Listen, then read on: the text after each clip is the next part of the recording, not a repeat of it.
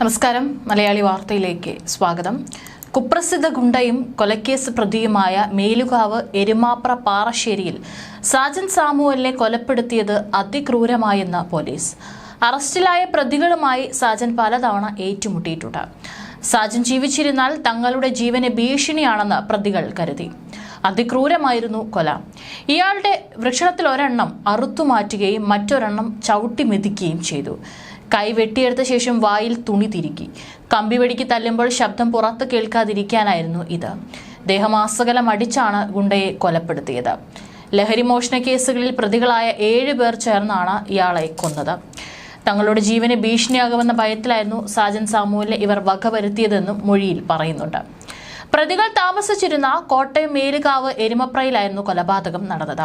മൂലമറ്റം സ്വദേശികളായ Thazhvaram colony Periyathuparambil Akhil Raju, Rahul Jayan, Ashwin Kannan, Shiju Johnson, Prince Rajesh, Manoj Ramanan എന്നിവരാണ് അറസ്റ്റിലായത്. 8ാം പ്രതി അറക്കുളം കാവുപടി സ്വദേശി വിഷ്ണു ജയൻ ഒളിവിലാണ്. സാജനും പ്രതികളും തമ്മിൽ സൗഹൃദമുണ്ടായിരുന്നെങ്കിലും തർക്കങ്ങളും പതിവായിരുന്നു. നേരത്തെ ഇവർ ഏറ്റുമുട്ടിയിരുന്നു. സംഭവ ദിവസം തർക്കങ്ങളുണ്ടായി. പിന്നീടാണ് സാജനെ ഇവർ കൊലപ്പെടുത്തി പായയിൽ പൊതിഞ്ഞ് മൃതദേഹം ഉപേക്ഷിക്കുന്നത്. മുട്ടം സ്വദേശിയുടെ ഓട്ടോറിക്ഷയിൽ കയറ്റിയാണ് മൃതദേഹം മൂലമറ്റത്തെ തേക്കുംകപ്പിൽ തള്ളിയത്.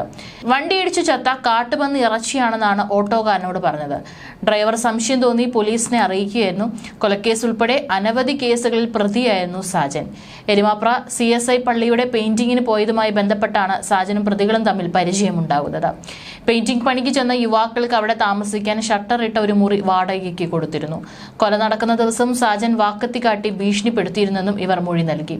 കോട്ടയം ജില്ലയിലെ മേലുകാവ് എരുമപ്രയിൽ കേസിലെ പ്രതികൾ താമസിച്ചിരുന്ന വീട്ടിൽ വെച്ചാണ് ജനുവരി 29-ന് സാജനെ കൊന്നത്. സാജനും പ്രതികളും തമ്മിൽ സൗഹൃദത്തിനൊപ്പം ചില തർക്കങ്ങളും നിലനിന്നിരുന്നു.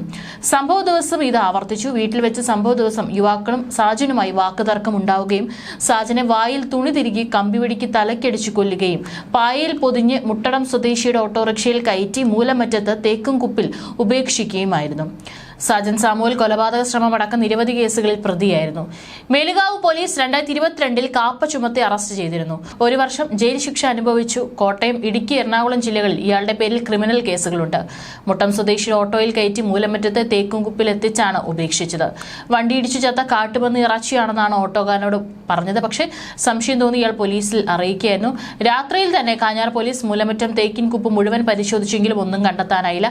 പിറ്റേ ദിവസം രാവിലെ വീണ്ടും പരിശോധന നടത്തിയപ്പോഴാണ് കനാൽ വശത്ത് കുറ്റിക്കാട്ടിൽ പായിൽ പൊതിഞ്ഞ കെട്ട് കണ്ടെത്തിയത്. സാജന്റെ ബന്ധുക്കളെ വരുത്തി പരിശോധിച്ചെങ്കിലും 2 ദിവസത്തെ പഴക്കം വന്നതുകൊണ്ട് തിരിച്ചറിയാൻ സാധിച്ചില്ല. പ്രതികളെല്ലാം കഞ്ചാവ് മോഷണ കേസുകളിൽ പ്രതികളായിട്ടുള്ളവരാണ്.